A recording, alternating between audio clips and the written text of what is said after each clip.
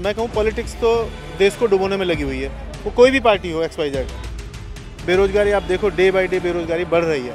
अभी लॉकडाउन में कितने लोगों के बेचारों के जो धंधा करते थे उनके धंधे डूब गए। जब तक ईमानदार पॉलिटिशियन या ईमानदार कोई पार्टी जब तक नहीं आएगी तो देश का उद्धार नहीं होगा। तो भारतीय जनता पार्टी एक ऐसी पार्टी बन गई है जो देश हित का नाम डुबा रही है। करोड़ों की घूस लेने पर भी नहीं होती गिरफ्तारी, यहाँ सबूत ना होने पर भी गिरफ्तार कर लिया जाता है। ये कहना है आप पार्टी के सदस्यों का, आप पार्टी के नेताओं का, जिन्होंने बीजेपी का घेराव करते हुए ये बयानबाजी की है। तो लोग इसे कैसे देखते हैं, हम सीधे पहुंच गए हैं उनकी प्रतिक्रिया जानने के लिए।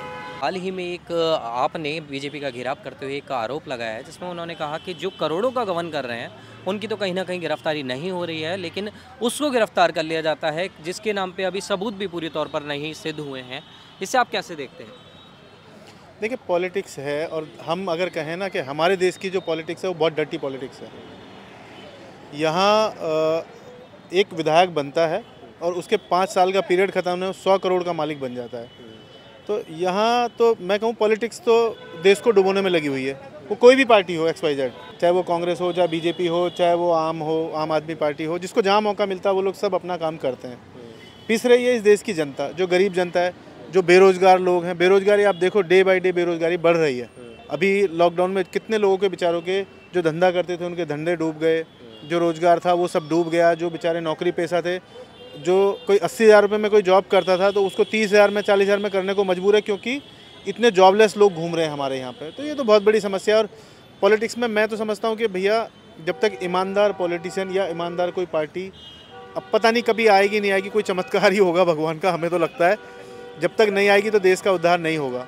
ये तो चलता रहेगा, ये आरोप प्रत्यारोप ये चलता रहेगा। वो उनको कहेंगे, वो उनको कहेंगे।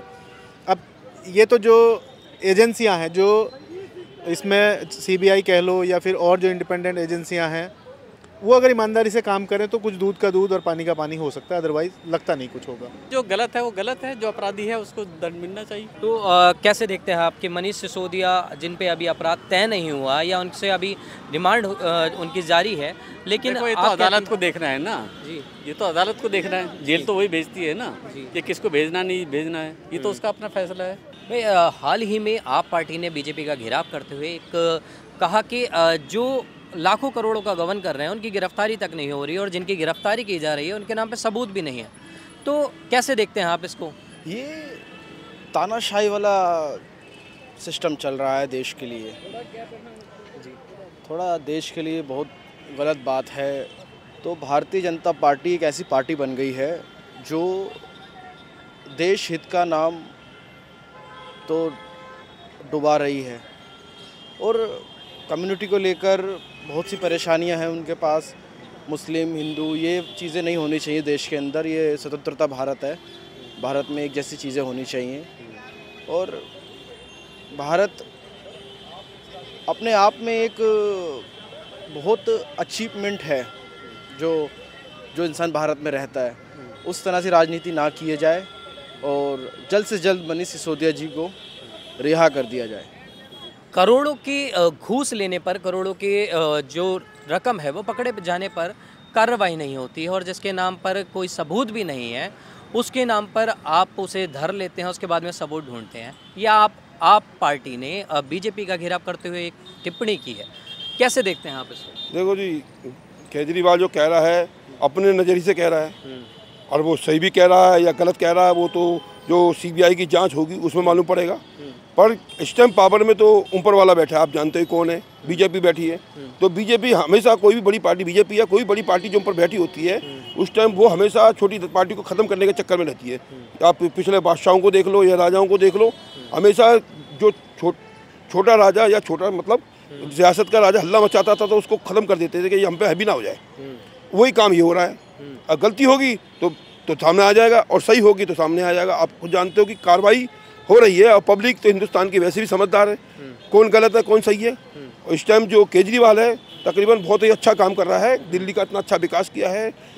मनुष्य की जो दिल्ली के लोगों की ज़रूरत है उनको पूरा भी कर रहा है, जैसे बिजली की, पानी की, औरतों को पास की, लेडीज़ फ्री कर रखी है, वो ज़रूरत के अनुसार सही चल रहा है। क्योंकि उस जानता है कि दिल्ली की पब्लिक हिंदुस्तान के हर हिस्से से थोड़ी थोड़ी आती है।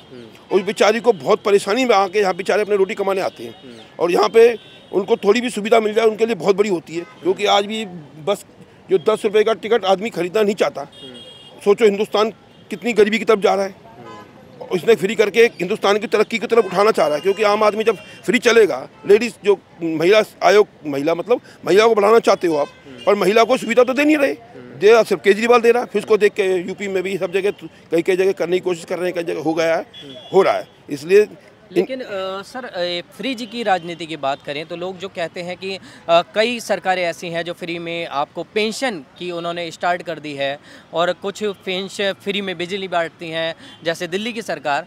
लेकिन लोग कहते हैं कि लेकिन ये कहीं ना कहीं हमारी ही जेब काटी जा रही है। देखो जी, ये बात तो सही है कि कहीं ना कहीं से तो पैसे निकालेगा ही। अगर आप कहीं किसी के पास करोड़ रुपया फालतू पड़ा है, बैंकों में सड़ रहा है, वो सड़ रहा है, अगर उनका टैक्स के थ्रू वापस पब्लिक के गवर्नमेंट के पास आ रहा है और जनता के पेंशन के थ्रू या बिजली पानी के थ्रू जा रहा है, वो गलत तो है नहीं।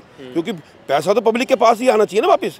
मान लो एक व्यापारी लाखों करोड़ रुपया कमाता है, कमाने के बाद क्या करता है, उठा के तिजोरी छुपा लेता है, ना टैक्स देता है ना कुछ देता है। अब ये उनका टैक्स लेकर गरीबों में बांट रहा है, कोई बुरा नहीं कर रहा है, वो ठीक काम कर रहा है। तो जैसा कि आपने सुना, लोगों का साफ तौर पर कहना है कि कहीं ना कहीं केजरीवाल अपने ट्रैक पर सही है। जो तानाशाही है कहीं ना कहीं तो उपज रही है, और इस पर क्या है आपकी राय, हमें कमेंट कर ज़रूर बताएं। कैमरामैन अनिकेत मिश्रा के साथ नवदीप शर्मा की रिपोर्ट, दिल्ली। आप देख रहे हैं सौगंध टीवी, सौगंध वतन की।